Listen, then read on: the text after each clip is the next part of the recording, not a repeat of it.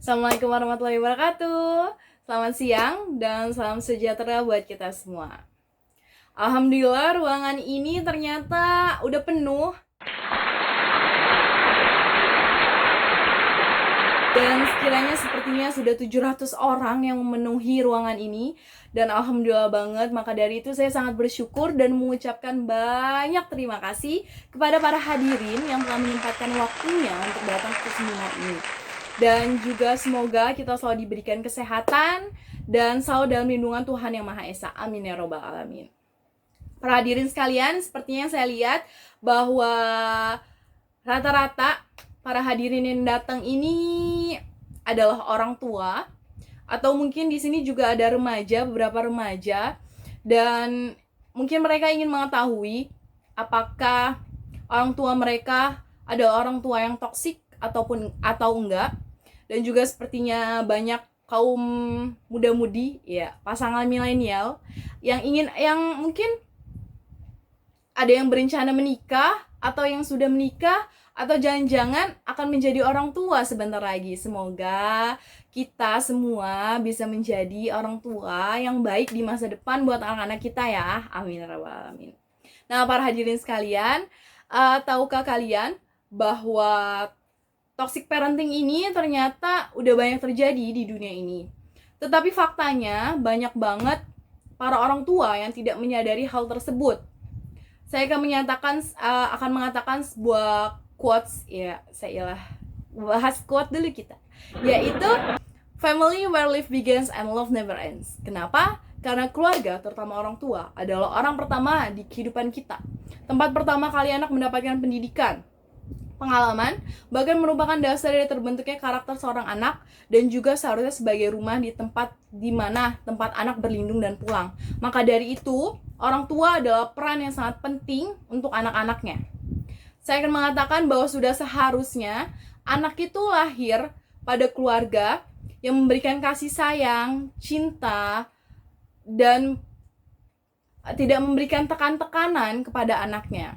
Anak tuh harus tumbuh menjadi anak yang sehat, baik secara jiwa maupun raga. Namun faktanya, banyak sekali anak-anak di dunia ini yang tumbuh di lingkungan keluarga dengan kondisi orang tua yang kasar, semena-mena.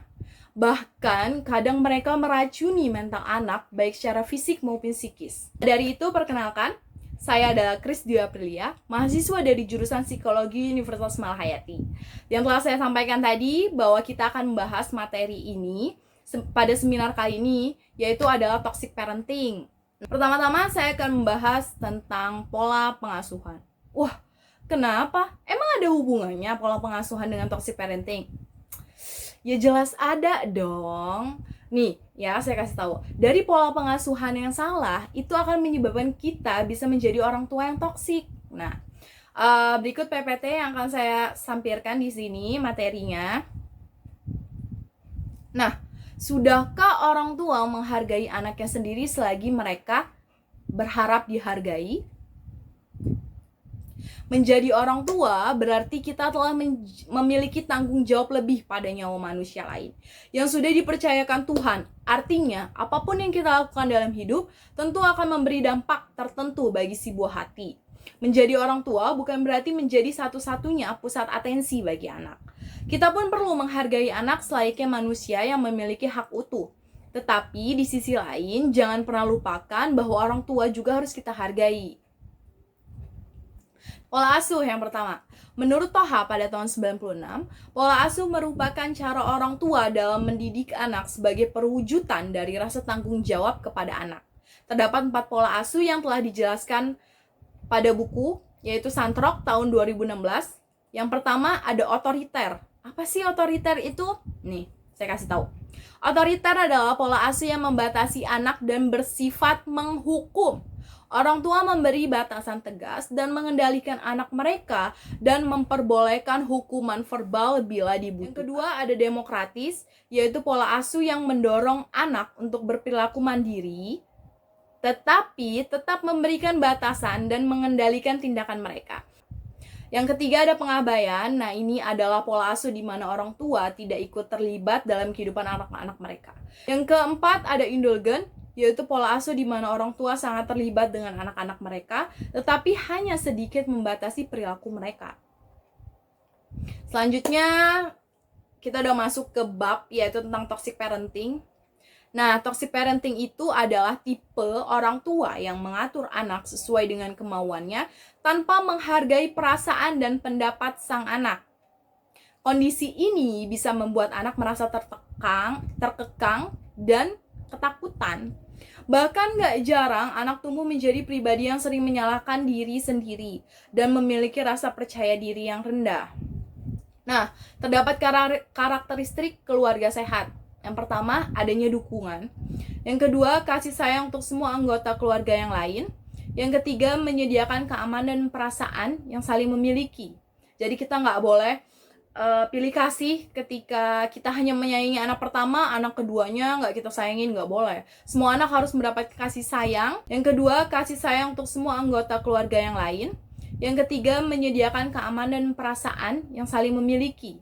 Jadi kita nggak boleh pilih kasih ketika kita hanya menyayangi anak pertama, anak keduanya nggak kita sayangin, nggak boleh. Semua anak harus mendapat kasih sayang yang sama rata dari orang tuanya.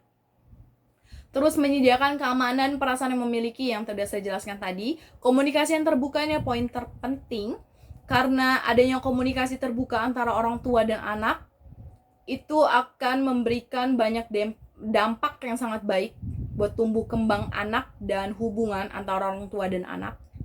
Terus serta memastikan setiap anggota keluarga merasa penting, dihargai, dihormati, dan percaya diri. Namun, biasanya dalam keluarga toksik ini tidak terdapat hal-hal karakteristik keluarga sehat yang telah saya sebutkan itu di keluarga toksik itu nggak ada. Nah, toxic parent sendiri itu adalah orang tua yang tidak menghormati dan memperlakukan anaknya dengan baik, berbagai kekerasan pada anak, bahkan membuat kondisi psikologisnya atau kesehatan mentalnya itu terganggu. Nah, toxic parenting juga ini enggan berkompromi, bertanggung jawab, maupun meminta maaf kepada anaknya. Nah, di sini menurut Forward dan Buck tahun 2002, di dalam keluarga toksik terdapat kepercayaan dan peraturan tidak tertulis yang hampir semuanya lebih terpusat pada perasaan orang tua toksik. Nah, ini adalah contoh kepercayaannya. Pertama, anak harus menghormati orang tua apapun yang terjadi. Yang kedua, ada dua cara dalam melakukan sesuatu, cara kami atau cara yang salah. Dan yang ketiga, anak harus dapat dilihat tapi tidak boleh didengar. Kita lihat anak kita bahwa kita punya anak. Tapi ketika mereka menyampaikan sebuah pendapat, kita menjadi orang yang tuli bahkan. Kita nggak mendengar. Intinya apa yang kita katakan adalah kita yang paling benar.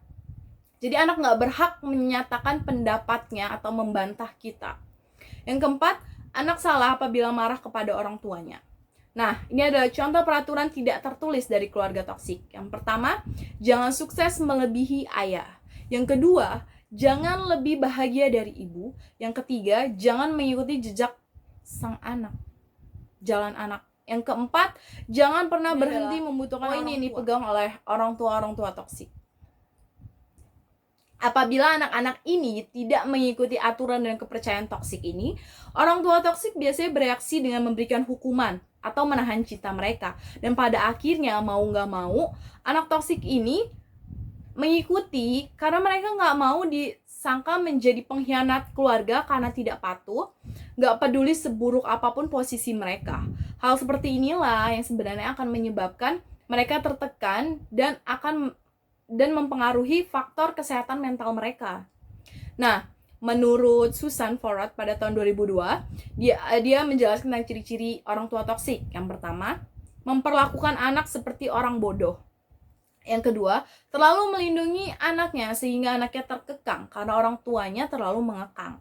Yang ketiga, terlalu membebani anaknya dengan rasa bersalah atau dengan kesalahan yang mereka perbuat lalu diungkit terus-menerus oleh orang tuanya.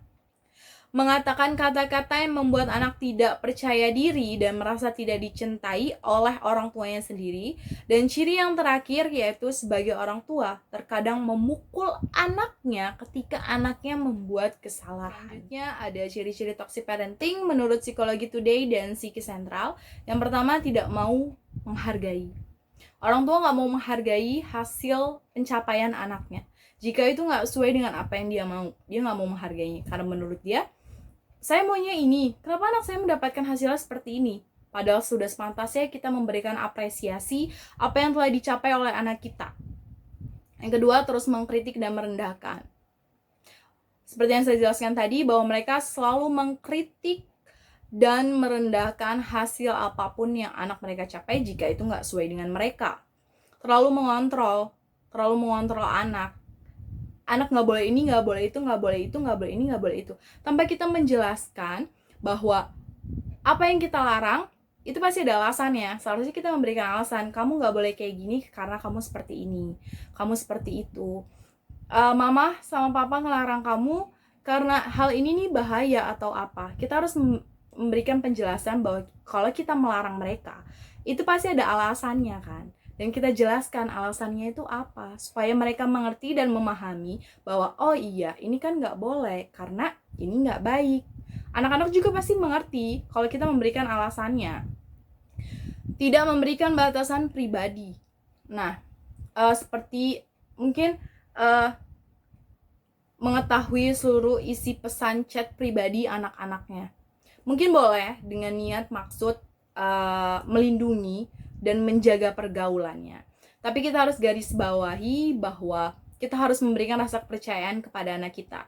Dengan begitu anak pun pasti juga kan, mereka setiap melakukan sesuatu pasti jangan lakukan ini, ya kan? Mereka tahu pasti batasan jika kita memberitahunya dan menjelaskannya bahwa ada hal yang harus mereka lakukan dan tidak mereka lakukan. Mereka pasti tahu, maka dari itu berikan rasa kepercayaan kita kepada mereka, dan mereka juga pasti akan melakukan timbal balik juga kepada kita.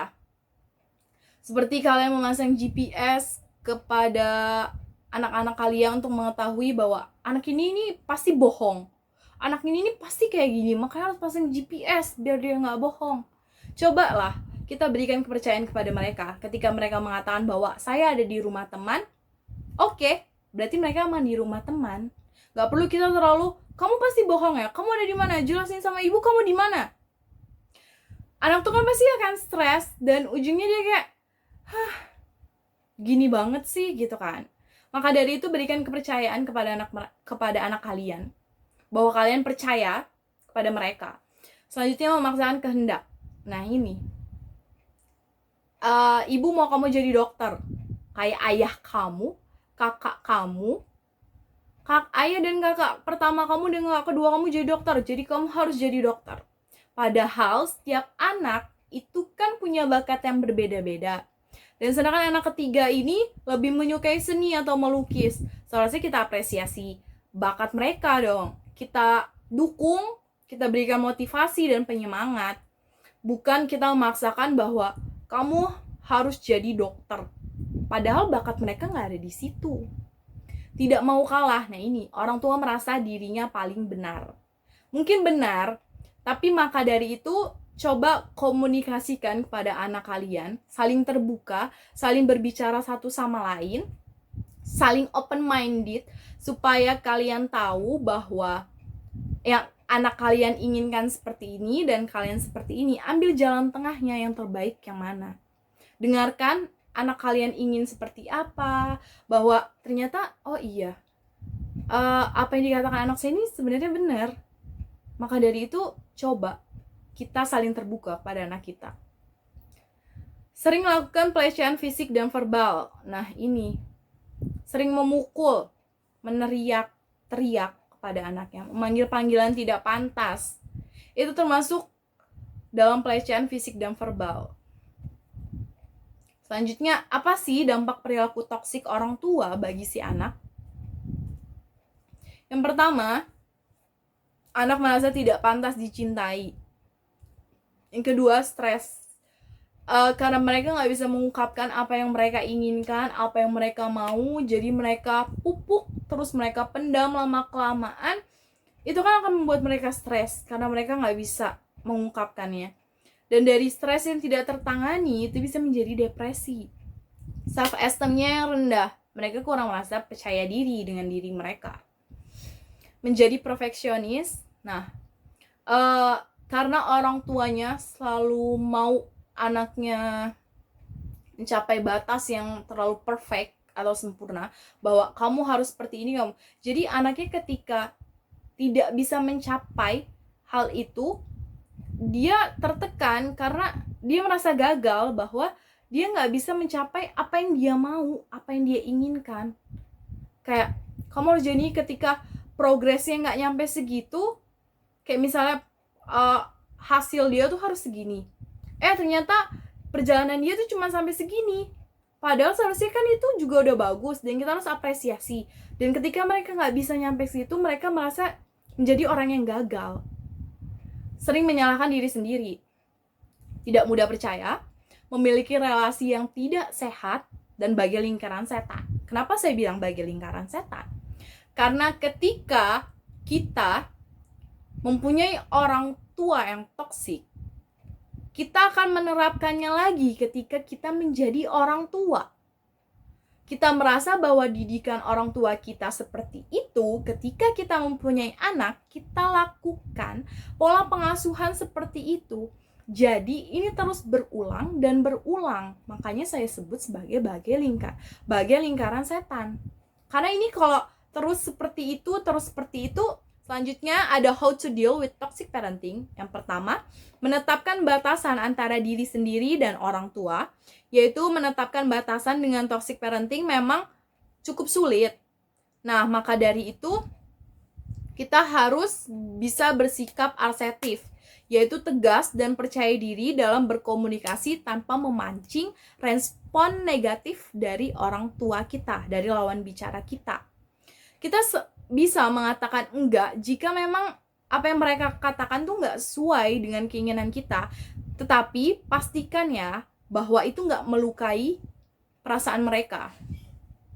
Selanjutnya ada alihkan ke pembicaraan yang lebih ke positif, seperti mungkin menceritakan tentang pencapaian yang telah kita lakukan, atau bisa menanyakan kegiatan apa sih yang udah dilakukan ayah sama ibu hari ini, buat pembicaraan itu lebih asik, supaya yang tadinya mau membicarakan sesuatu yang gak kita sukai, jadi ya udahlah, kita alihkan aja ke bagian yang positif. Nah, carilah kesibukan di luar rumah, mungkin seperti melakukan hobi. Ada yang suka olahraga, berenang. Lakukan hobi yang menurut kalian itu bisa melepaskan sedikit stres yang kalian miliki atau tekanan yang kalian miliki. Selanjutnya adalah sempatkan waktu untuk me time. Selanjutnya ada jangan memaksa untuk mengubah perilaku orang tua. Kita harus garis bawahi bahwa kita nggak bisa memaksa bahwa orang tua kita tuh harus berubah, ya kan? Mungkin kita harus lebih fokus untuk mengontrol diri kita saat merespon pembicaraan orang tua agar nggak menyinggung perasaan mereka. Nah, jika memang udah nggak bisa kita tanganin, kita bisa minta bantuan ke orang yang lebih profesional seperti psikolog. Akan jauh lebih bagusnya kalau misalnya orang tua kalian juga mau ikut. Jadi kalian bisa membicarakan dan bisa mendapatkan arahan mengenai hubungan orang tua dan anak yang baik kedepannya bagaimana.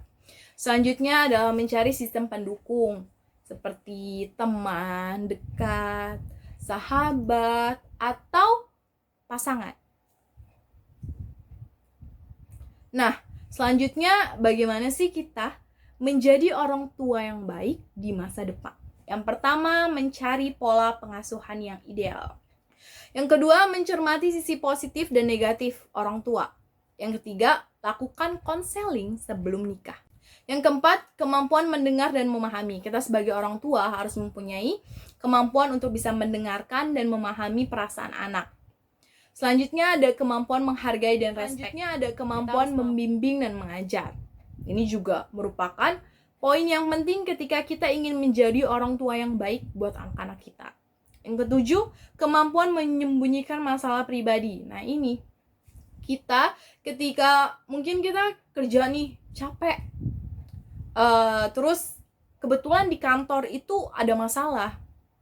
Ketika kita pulang, kita bawa masalah itu dan kita lampiaskan kepada anak kita. Lah ini nggak boleh banget. Dimana anak kita nggak tahu apa-apa, tiba-tiba kita pulang, dia yang siap mau menyambut orang tuanya, menyambut mama, menyambut papa, tapi malah yang didapatkan kita marah kepada mereka, kita membentak mereka karena masalah yang kita hadapi di kantor malah kita bawa pulang ke rumah. Jadi anak tuh ini mendapatkan hal yang nggak perlu mereka dapatkan, jadi mereka dapatkan, kan itu nggak baik. Juga kalau misalnya suami dan istri marah, dilampiasin ke anak, itu kan nggak boleh. Kita harus bisa menyembunyikan masalah pribadi kita, apalagi di depan anak-anak kita. Selanjutnya, kemampuan meramaikan rumah dan keluarga. Nah, kita harus bisa punya kayak waktu family time sama keluarga kita, supaya biar mereka tuh nggak suntuk kan, namanya juga abis sekolah, punya banyak pekerjaan PR. Ayolah coba kita gunakan waktu seperti weekend atau hari-hari libur bersama, kita gunakan waktu bersama, kita kumpul seperti nonton TV bersama, nonton film bersama. Slide-nya tapi masih ada quotes nih, saya akan memberikan ya untuk yang terakhir. You don't choose your family, they are God's gift to you as you are today. Mau bagaimanapun, kamu tuh nggak bisa memilih keluarga buat kamu. Mereka adalah hadiah yang Tuhan berikan buat kamu, dan kamu adalah hadiah yang Tuhan berikan buat mereka. Jadi, mau bagaimanapun orang tua, dia adalah orang tua kamu, dan kita harus tetap menghargainya apapun yang terjadi. Karena bagaimanapun keluarga adalah orang yang terpenting dalam hidup kita. Maka dari itu, saya berharap bahwa seminar kali ini, topik yang saya angkat yaitu toxic parenting, dapat memberikan pengetahuan kepada para hadirin sekalian, dan juga semoga berguna buat kalian. Dan saya berharap bahwa kita bisa menjadi orang tua yang baik buat anak-anak kita, karena peran orang tua itu sangat besar. Pamit, dan saya mengucapkan banyak terima kasih, dan assalamualaikum warahmatullahi wabarakatuh. Semoga kita bisa bertemu di seminar selanjutnya dengan topik yang lebih menyenangkan lagi. Dan jika ada pertanyaan, kalian bisa bertanya kepada saya dan saya akan menjawabnya.